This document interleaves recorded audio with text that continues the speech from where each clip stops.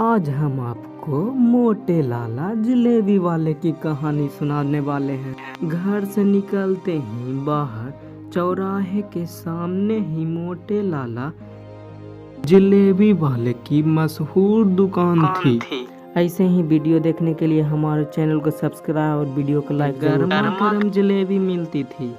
शाम को एक बड़ी सी कड़ाही में दूध उबाला जाता था जिससे रबड़ी तैयार होती थी। रात को दूर दूर से लोग दूध जलेबी खाने के लिए आते थे। छज्जूमल बहुत मोटे थे। वे दुकान पर बैठे रहते थे, अपने कारीगरों को डांटते रहते थे। गल्ला संभालना उन्हें बहुत अच्छी तरह से आता था। किसी से भी 1 रुपए का हिसाब गलत नहीं होता था। सुबह 11 बजे से रात के 12 बजे तक दुकान पर ही बैठे रहते थे। सभी उन्हें मोटे लाला के नाम से जानते थे। कुछ पुराने लोग थे जिन्हें उनका नाम छज्जूमल पता था। मैं उस समय 13-14 वर्ष का था। माँ से 5 रुपए लेकर जाता था। 2 रुपए की 2 बेड़मी और 3 रुपए की जलेबी आ जाती थी। वहीं बराबर में पड़ी बेंच पर बैठकर खाता था। हम 2 दोस्त जाते थे। हम कोशिश करते थे कि एक ही बेड़मी में सारी सब्जी खा जाते थे, फिर दोबारा दोनों लेकर आगे। मैं बोलता था, भैया थोड़ी सब्जी देना। सब्जी देने वाला लड़का लाला जी की ओर देखता। लाला जी हम दोनों को घूर कर देखते इससे पहले वो कुछ बोल। मैं बोलता, अरे लाला जी आपकी सब्जी बहुत टेस्टी है, इसलिए तो यहाँ रोज बेड़मी खाने आते हैं, वरना अगले चौराहे पर 2 रुपए की 3 मिलती है। चल भैया डाल दे सब्जी। लाला जी कुछ नहीं बोलते और सब्जी वाला सब्जी डाल देता। यह हमारा रोज का काम था। एक दिन शाम को हमारे कुछ रिश्तेदार घर पर आए थे। शाम को खाना खाने के बाद दूध जलेबी की फरमाइश होने लगी। पहले तो मेरी ड्यूटी लगी दूध जलेबी पैक करवा कर लाने की। तभी कनपूरा वाली बुआ जी बोली, भैया याद है बचपन में हम कैसे छज्जू हलवाई की जलेबी खाते थे? वाह, वो अभी भी है। तभी मैं बोला, बुआ जी यहाँ कोई छज्जू हलवाई नहीं है, हम तो मोटे लाल की।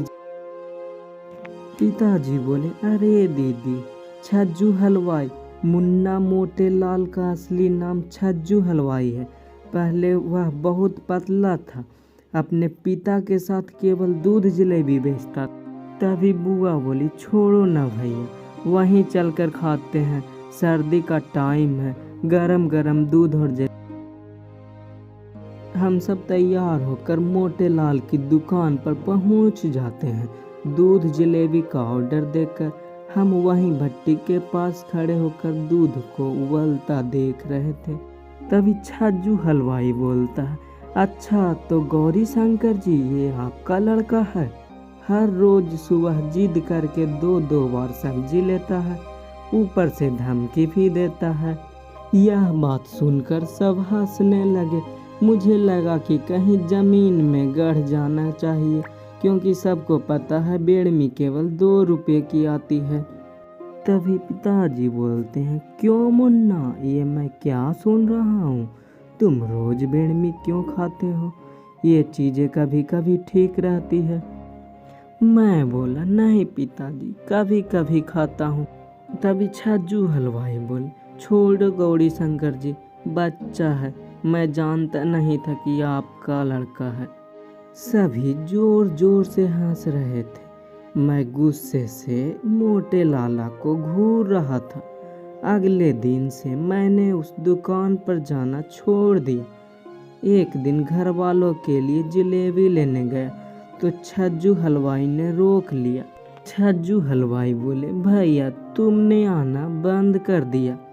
हम तो उस दिन ऐसे ही कह रहे थे कि जितनी चाहे सब्जी ले लिया करो, तुम्हारे पिताजी बचपन से इसी दुकान पर आते थे। अच्छा नहीं लगता अब तुम कोई और दुकान पर जाओ? मैं अभी कभी तुम्हारी शिकायत नहीं करूँगा।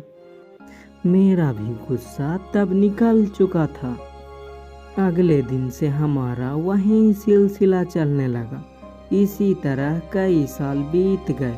मैं पढ़ाई पूरी करके दिल्ली आ गया, यहीं जॉब लग गई। एक दिन पिताजी का फ़ोन आया, उन्होंने बुलाया था। मैं ऑफिस से छुट्टी लेकर घर पहुंचा तो माँ ने बताया। माँ बोली, बेटा तेरे लिए एक लड़की पसंद की, तू देख ले तो हम बात। अगले दिन मुझे लड़की दिखाई गई कि ठीक थी। मैंने हाँ कर दी। मैं 2 दिन बाद दिल्ली आ गया और अपने काम में व्यस्त हो गया। शादी से 4 दिन पहले मैं घर गया। 2 दिन बाद सगाई थी। पिताजी ने सामने एक बड़ी सी धर्मशाला में सारा इंतजाम किया था। मैंने वहाँ जाकर देखा, छज्जू हलवाई बैठा था। उसके बहुत सारे लोग मिठाई तैयार कर रहे थे। तभी पिताजी बोले, बेटा इससे अच्छा हलवाई नहीं मिलेगा। मुझे देखते ही छज्जू हलवाई के चेहरे पर खुशी आ गई। छज्जू हलवाई आ गए। भैया शहर से चिंता मत करो, सब काम बहुत बढ़िया से हो जाएगा, आपको शिकायत का मौका नहीं मिलेगा। सगाई और शादी कब बीत गई पता ही नहीं चला। मधु को पत्नी के रूप में पाकर बहुत खुश। 2 महीने घर में रहने के बाद मधु को भी पिताजी ने मेरे छोटे भाई के साथ दिल्ली भेज दिया। हम दोनों ने यहाँ अपनी छोटी सी नई गृहस्थी शुरू की। समय का पंख लगाकर उड़ गया। एक बार एक दोस्त की शादी का निमंत्रण मिला। मैं और मधु शादी से 1 दिन पहले ही घर के लिए रवाना हो गए। कार में सामान रखा और ड्राइव करते करते घर पहुंचने ही वाले थे। तभी मैंने मधु से कहा, मधु तुमने हमारे वाले चौराहे के मोटे लाला की जलेबी खाई है? तभी मधु बोलती, हाँ पिताजी एक बार लाए थे। तभी मैं बोला, हाँ चलो आज वहीं दूध जलेबी खाएंगे और घर वालों के लिए पैक करा लेंगे। मैं जल्द से जल्द उस चौराहे पर पहुंचा, लेकिन जैसे ही मैंने वहां पहुंचा तो देखा दुकान बंद थी। बाहर एक लड़का मोमोज बेच रहा था।